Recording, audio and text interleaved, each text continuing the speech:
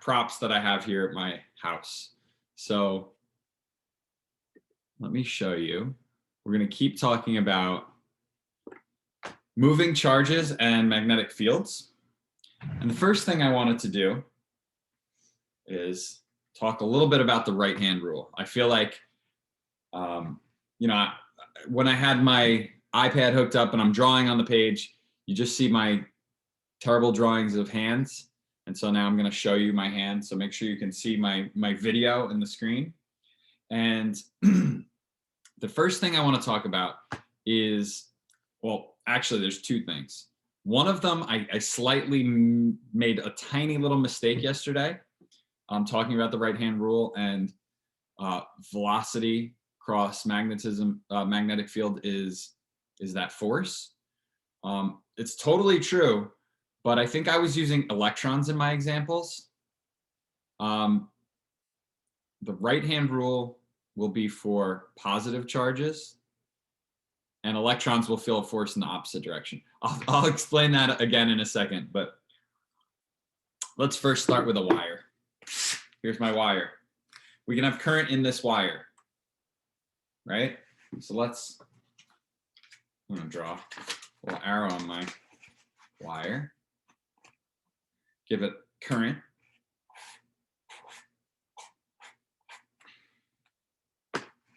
So if this wire has current in this direction, how do I figure out which way the magnetic field is pointing? How do I use the right-hand rule here?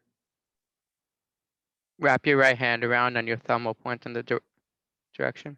So here's my thumb pointing in the direction of I, and I grab on. There's my thumb pointing that way. Doesn't matter if I grab on this way or this way, as long as my thumb is pointing in the same direction as I. You can see at the top, my fingers are pointed towards you, towards the video camera. So at the top, my magnetic field is pointed this way. But if I continue to wrap my fingers around, well, in front, they're pointed straight down. Underneath, they're pointed back towards me. And in the back, they would be pointed up. So what do we get? We get a circular magnetic field that goes all the way around in front and up and back. And that's how the right-hand rule works with current in a wire.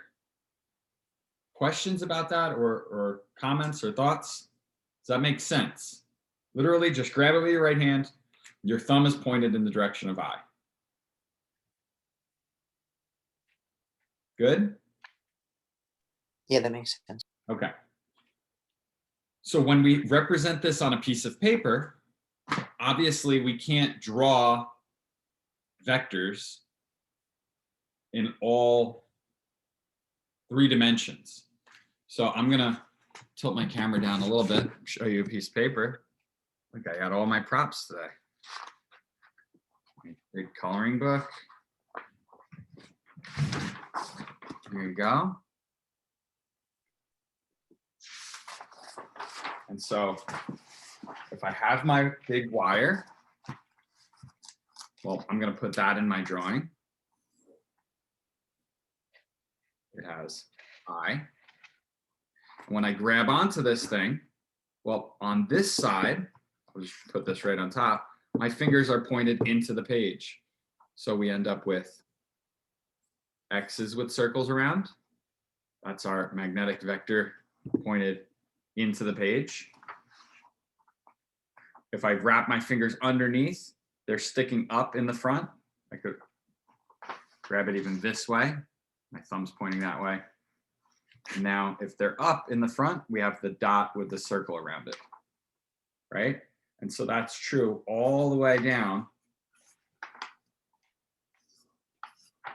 the wire. So another way to think about this,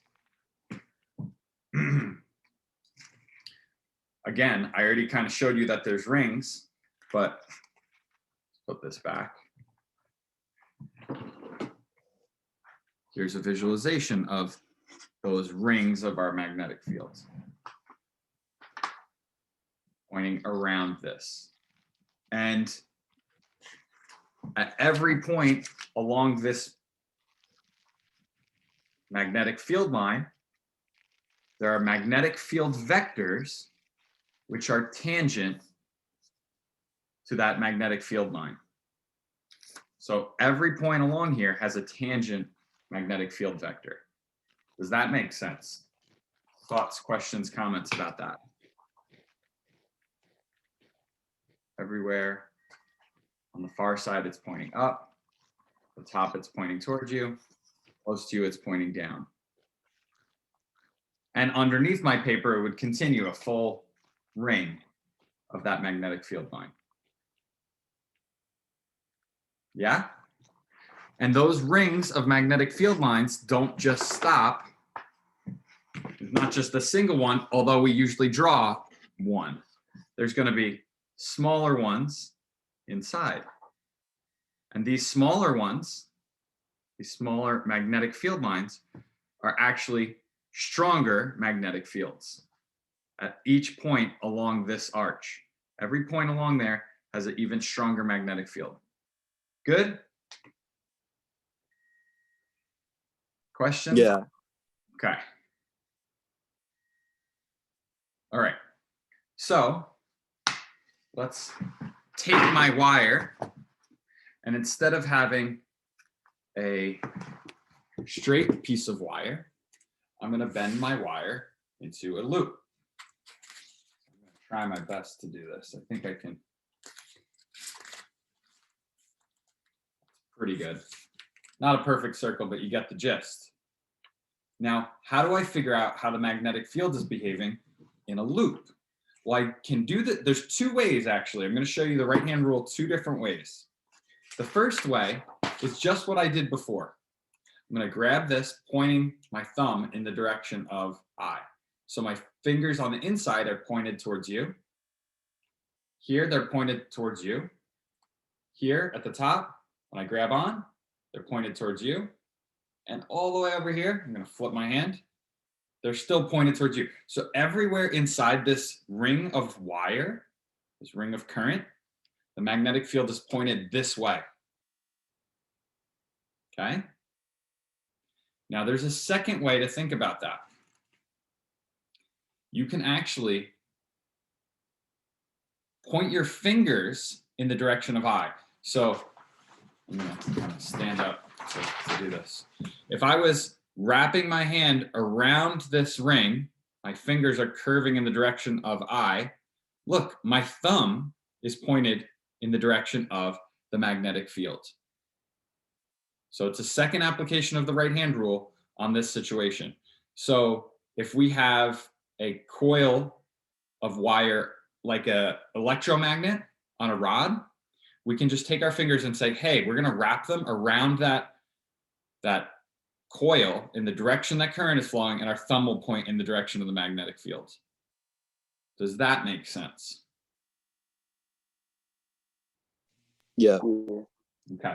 I'm going to show you that again, this exact same thing with this second version where my fingers are pointed in the direction of I. Here is more props, my dog's leash. Okay. Imagine this is like a nail, and I take some piece of wire and I wrap it around.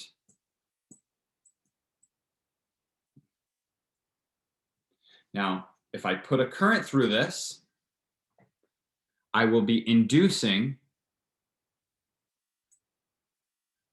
I will be creating an electromagnet. Okay. Now, at the top, we can kind of see these coils in the direction that they're in. If I said that current is flowing in this wire and around here, it's coming around and going that way. So it's going this way. If I grabbed on in the direction of that current around this rod, which way is my magnetic field pointed? Up.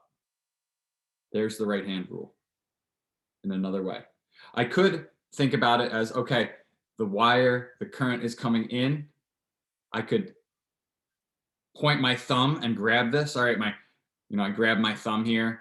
My thumb is pointed in the direction of I.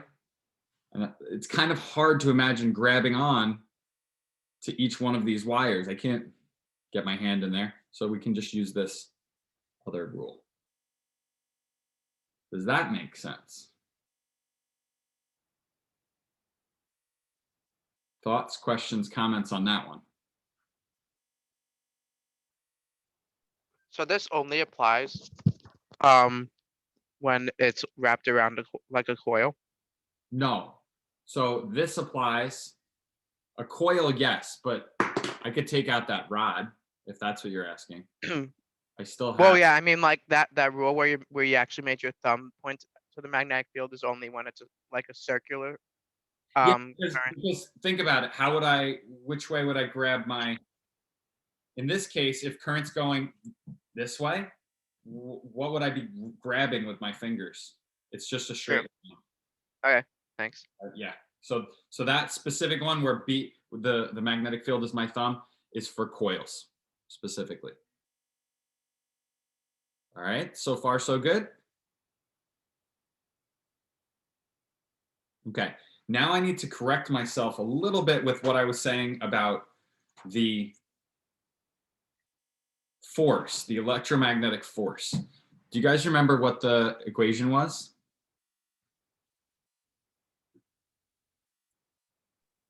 QV cross B.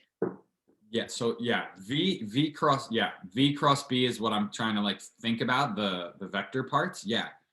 So if we have V cross B, what we're going to do is our right hand rule, our fingers point in the direction of V, and then when we cross, we bend our fingers. And this is our B. This is our force, but it's a right hand rule for positive charges. So this is kind of weird to say, but I'm going to kind of tilt my hand in different directions. What you're doing is trying to make a 90-degree between your thumb and your pointer, but also a 90-degree between your middle finger and your pointer. Okay.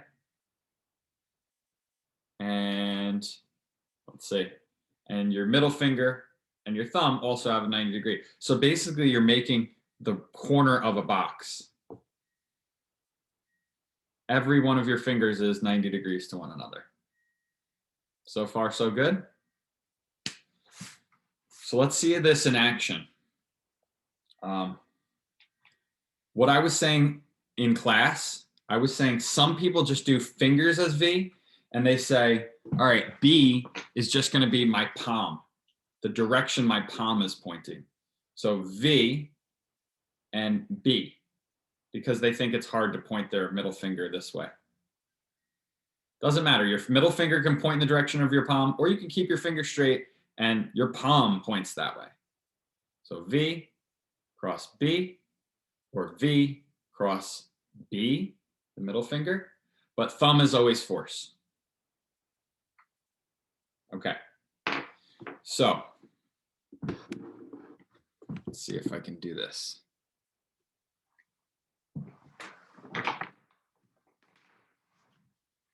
My crayons are going to represent a magnetic field.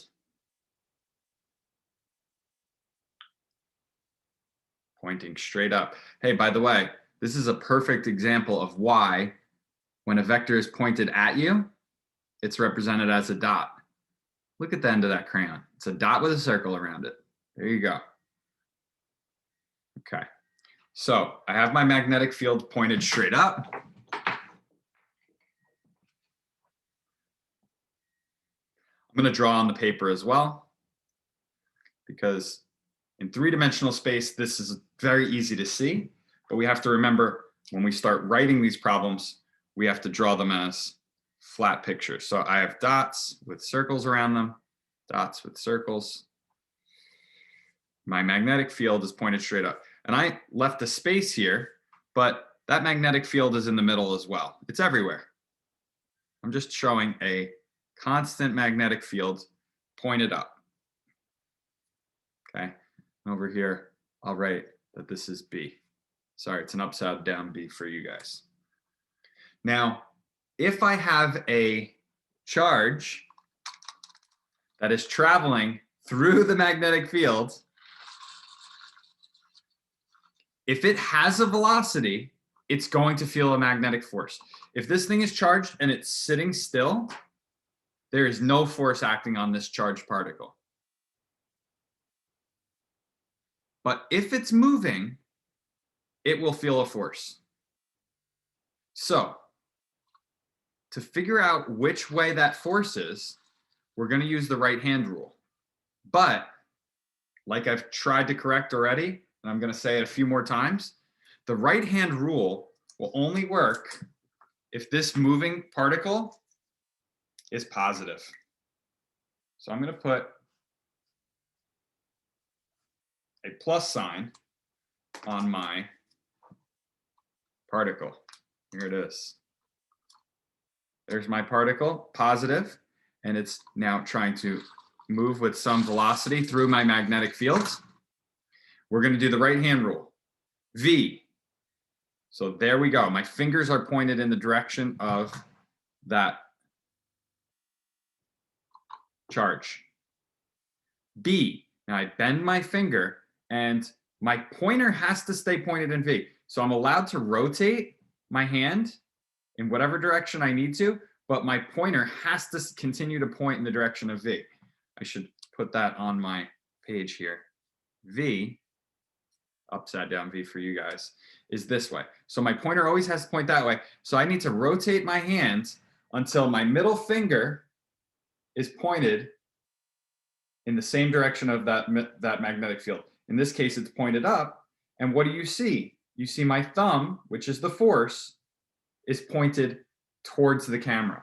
So my force is actually this way. So what happens? This moving particle can't travel in a straight line. Because as it's traveling, it's feeling a force, and that force will change its path. And now it's moving that way. It's moving at a little bit of an angle. And now if I do my V cross B again, V is a little bit towards the camera, and I rotate my hand, and now you can see that the force is a little bit angled. And so now it continues to move, and it gets turned again. I'm going to move my crayon.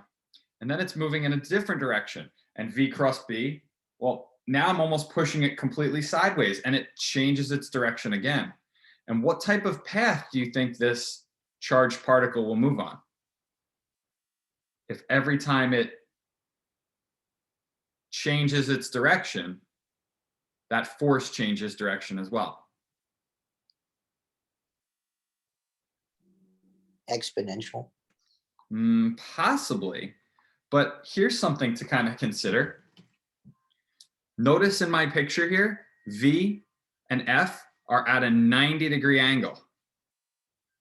Well, they're always going to be at a 90-degree angle. We've seen something before where your velocity is perpendicular to the force that is kind of changing your velocity. We didn't see Circles. Yeah, circles. This charged particle is going to travel in a circle.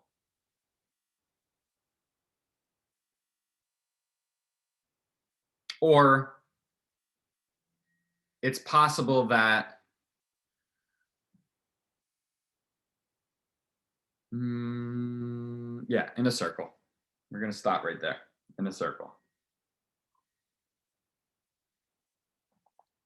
Now, how does this all change when we change the sign of our particle? We no longer have a positive particle. We now have a negative traveling through here. Oh no. What's the difference in this situation when our particle moving through the magnetic field is negative?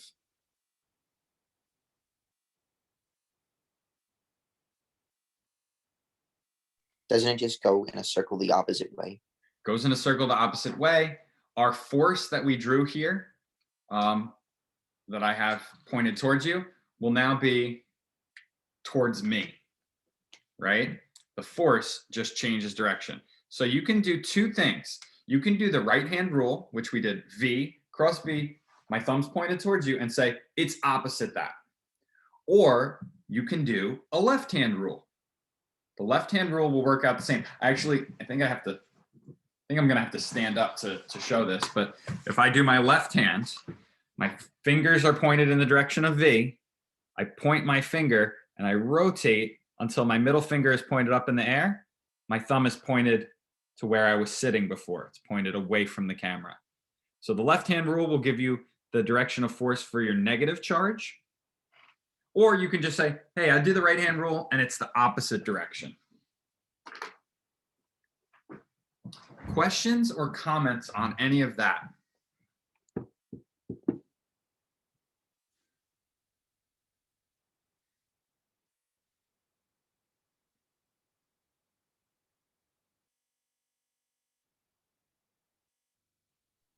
Mr. Varney, with that demo with the car moving, Yeah. the circle, is that a 2D circle or a 3D circle?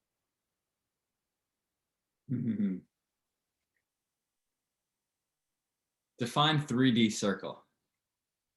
Instead of it just moving in the same plane, it's moving, like, I guess, diagonally. So in my setup specifically that I have here, because V and B are perfectly 90 degrees, this circle would stay on the paper. Okay. We will see situations where we might get like spirals and stuff like that. You probably won't see it on the AP. Most of the stuff we do in the AP is basically orthographic, basically, stuff in 2D planes. But yeah, you can get a spiral and kind of unique shapes. Doesn't have to be a perfect circle. Like when I say spiral, Okay, thank you. when I say spiral, I mean like a corkscrew, not a spiral. So it's traveling in a circle, but it also is propagating, like that circle is moving through space. Corkscrew. And a spiral would just be concentric in 2D. Like, what's the difference between a spiral and a corkscrew? So what I'm saying, when I said a spiral would, most people would kind of define a spiral as this. Right? Okay. Yeah. Imagining a planet orbiting something, but the orbit is decaying and then it crashes into like the sun. That would be like a spiral. Okay. Yeah. Yeah. Or you could also have like spirals that spiral outward. But I'm trying to think if a charged particle would always travel in a circle, or if it sometimes can have these like decaying spirals.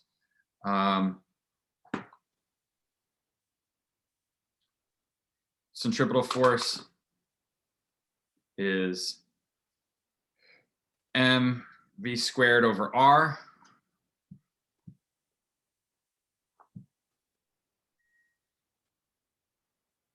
So I think what we don't end up with those decaying spirals. I think we always end up with circles.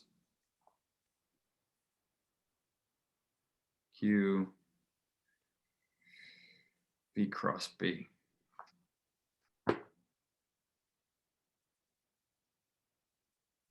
That makes sense. Thank you. Yep. Any other questions or thoughts or comments?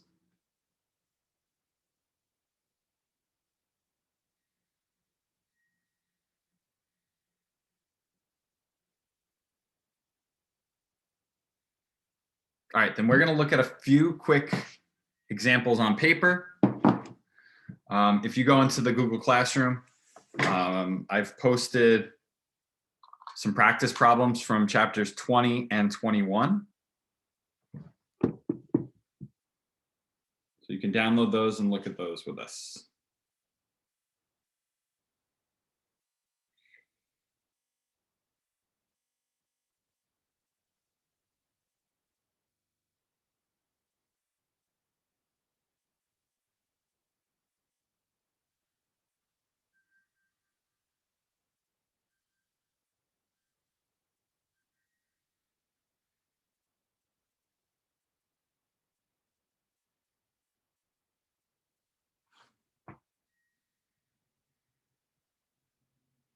Oh, here's a nice little couple diagrams of right-hand rule. The right-hand rule, by the way, it applies to all cross products. This is not just a magnetic field thing. So here you can see just a generic A vector and a B vector, and then you have at the top A cross B. Okay. Something else that I think is very important to know. This cross product is not like regular multiplication where order doesn't matter. Multiplication, you could have 2 times 3 or 3 times 2, and the answer is always 6. Well, in cross product, order is very important. You'll get a different answer if you switch the order. In this picture here, A cross B, imagine if your pointer was pointed in direction of B and your middle finger was pointed in the direction of A, that thumb would actually be pointing down. So order does matter in cross product. I got a few more. This is that other right-hand rule that we were talking about, grabbing the wire, thumb pointed in the direction of your current. Okay.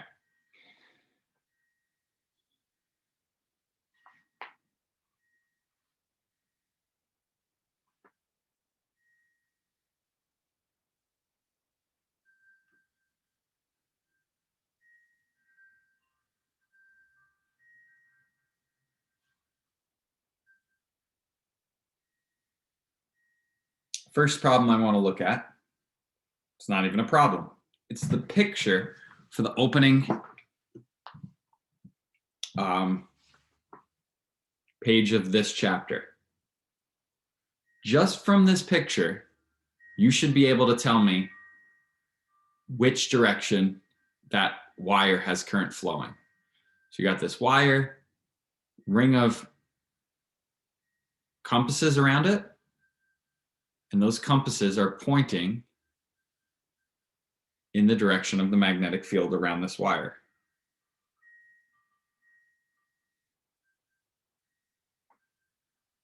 So first, I guess you'd probably need to know, wait, like which way is north? You could see that there's like a little blue here. So that blue is representing north. So at each one of these points, there is a magnetic field vector pointing this way.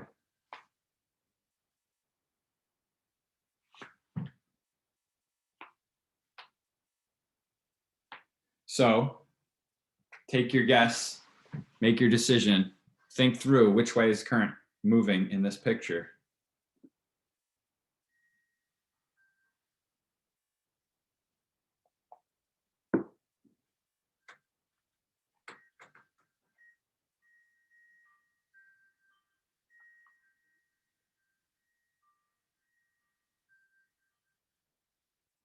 Who has a guess for us?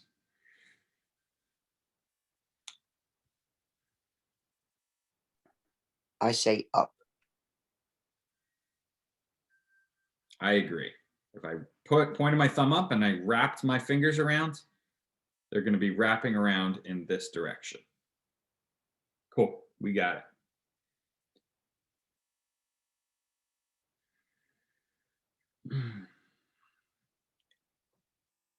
Oh, I guess that's it, right? We're out of time. Guys, no homework this weekend? Too kind. You all have off tomorrow? Enjoy. Thank you. Thanks, Mr. Barney. Have a good weekend. Thank you. See you guys later. Thanks. Have a good one. All right, bye.